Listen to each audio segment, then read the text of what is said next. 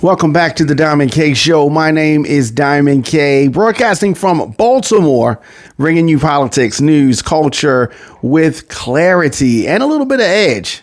Today, we are diving deep into the controversy around Jimmy Kimmel, his suspension from ABC, the backlash Disney faced, and the decision to put him back on air. So, what did Kimmel say? What caused all of this? Jimmy Kimmel is no stranger to pushing the envelope, but this time the fallout was immediate.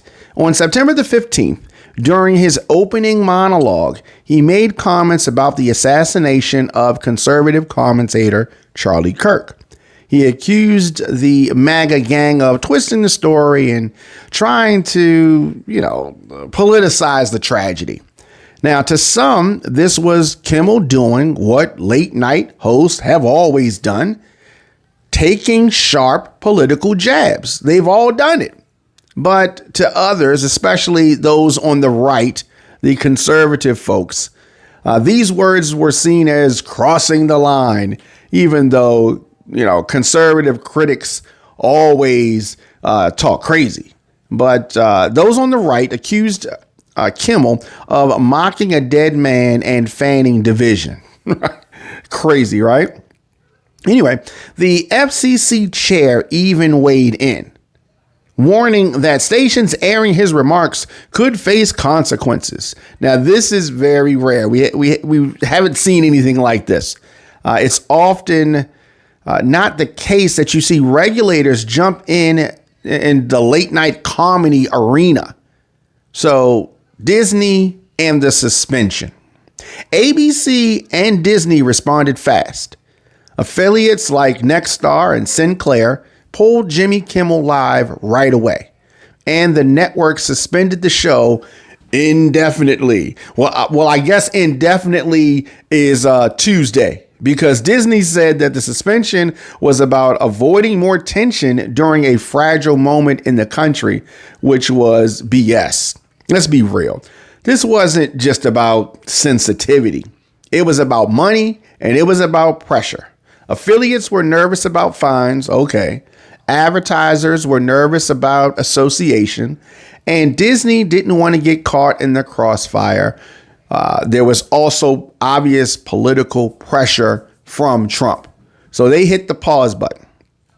Oh, but that wasn't exactly the smartest thing to do, because there was the backlash against Disney.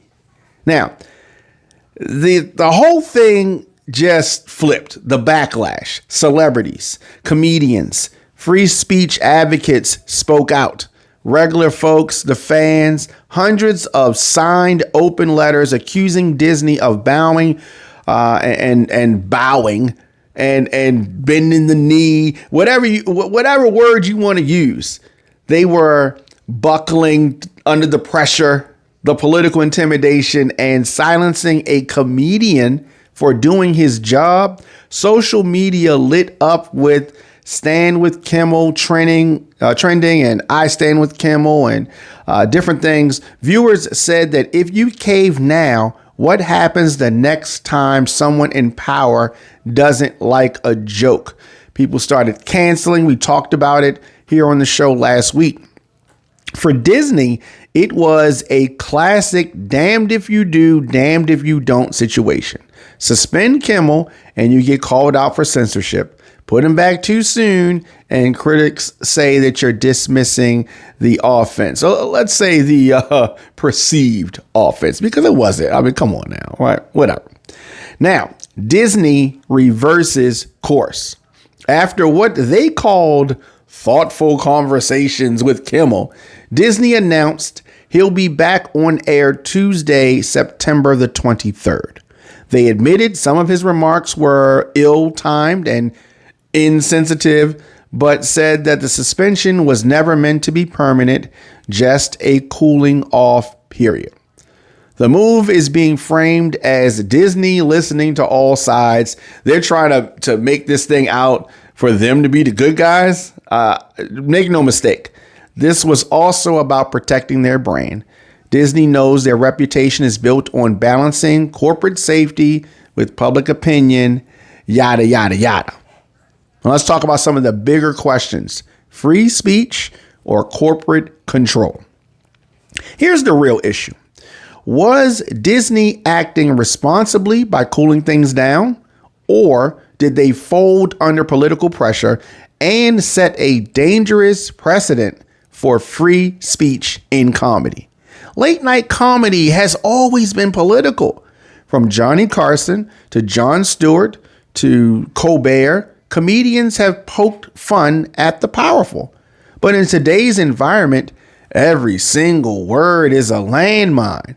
Talk about snowflakes, the Republican snowflakes, right? If networks start yanking shows every time a joke offends the wrong people, does that mean comedy itself is under attack? It does.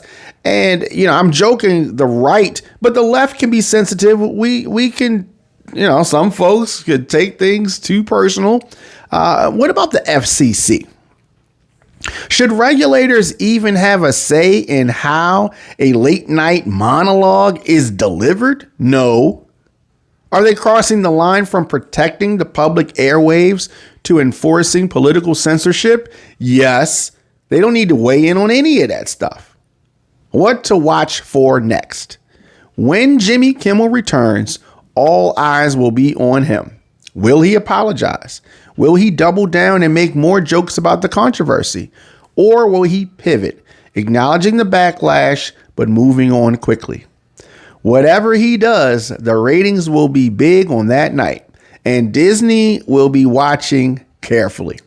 This whole saga shows how much the culture wars bleed into entertainment. Jimmy Kimmel's suspension wasn't just about one monologue. It was about politics, power, and who gets to decide what's acceptable on mainstream TV. Another thing, Donald Trump making his Truth Social post after the Kimmel suspension was announced. What you got to say now, fam? Today's breakdown is done. My name is Diamond K. This is the Diamond K Show. Be sure to subscribe. Stream us live at onfirebroadcasting.com. Anywhere you get your podcasts, just search the Diamond K Show. And let me know, was Disney protecting free speech by bringing Kimmel back, or were they protecting their bottom line? I think they were trying to protect their bottom line because people were canceling left and right, and they couldn't have any of that. Let me know your thoughts, of course, in the comment section, anywhere social media at The Diamond K Show, on youtube.com/DJ Diamond K. Of course, you can get us on Substack. I am diamondk.substack.com, or you can go old school. Send me an email, djdiamondk@gmail.com. I'll see you guys next time.